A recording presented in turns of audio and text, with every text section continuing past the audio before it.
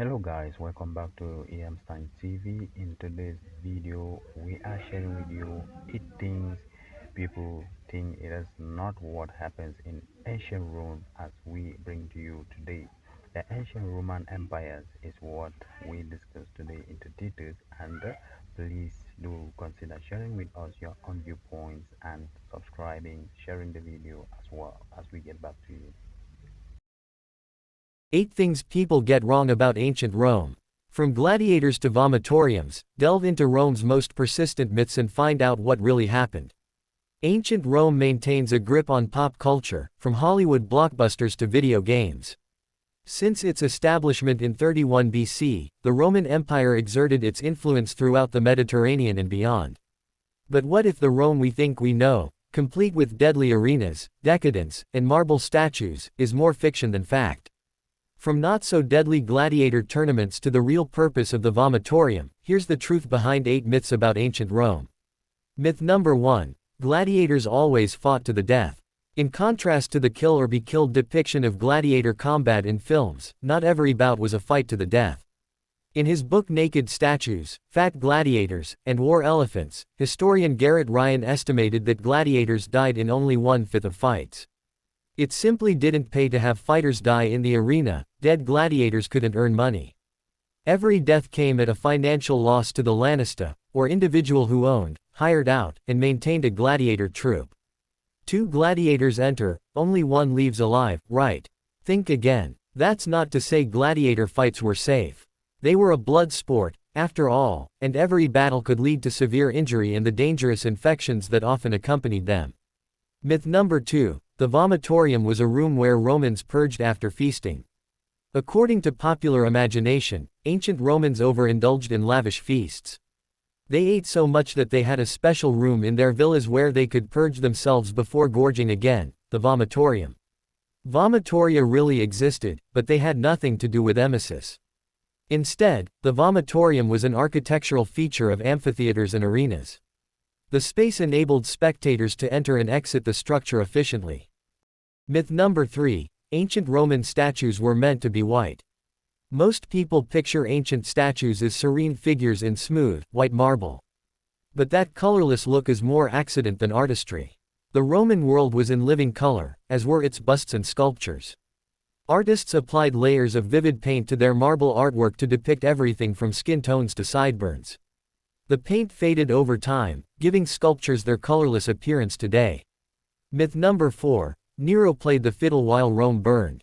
Nero, who ruled from AD 54 to 68, is often remembered as one of history's most notorious emperors, his reputation steeped in tales of excess and cruelty. One enduring myth claims that as a great fire devastated Rome in AD 64, he coldly played a fiddle while the city burned.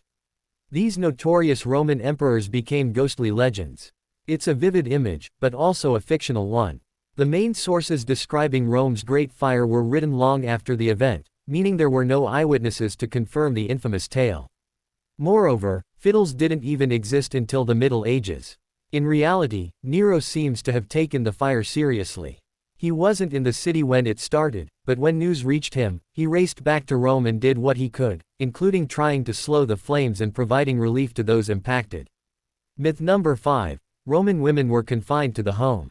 True, Rome was a patriarchal society, one in which women had fewer freedoms than men, were disenfranchised, and couldn't serve in public office. But that doesn't mean women were sequestered in their homes, far from public affairs.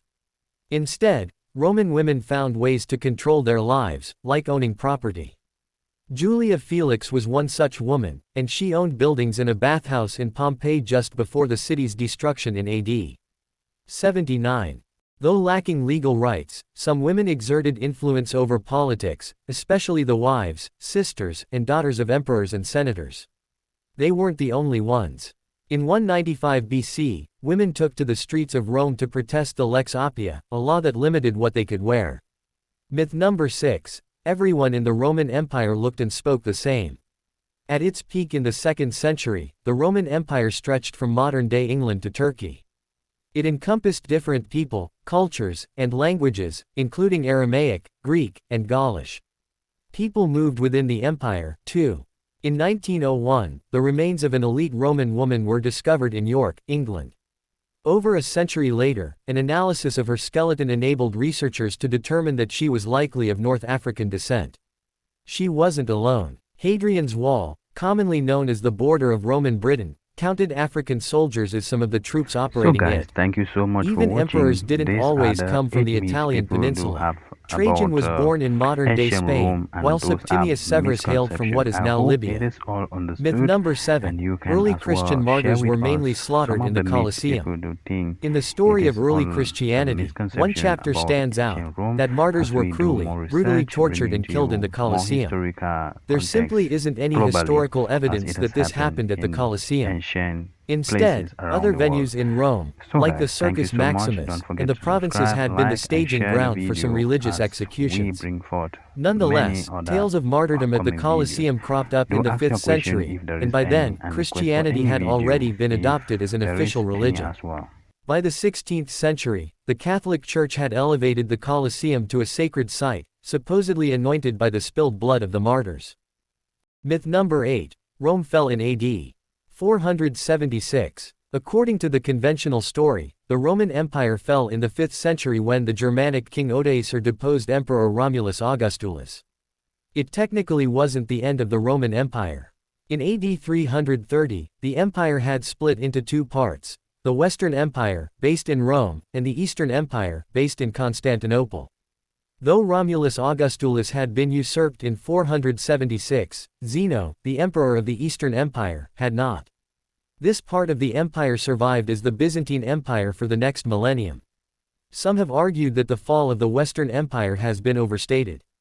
As historian Edward J. Watts points out in The Eternal Decline and Fall of Rome, The History of a Dangerous Idea, no one in Italy thought that Roman life had fundamentally shifted following Odoacer's arrival. All of the things that traditionally marked Rome as Roman continued. Indeed, much of Rome still endures, in our infrastructure, our love of sport, and our Romance languages.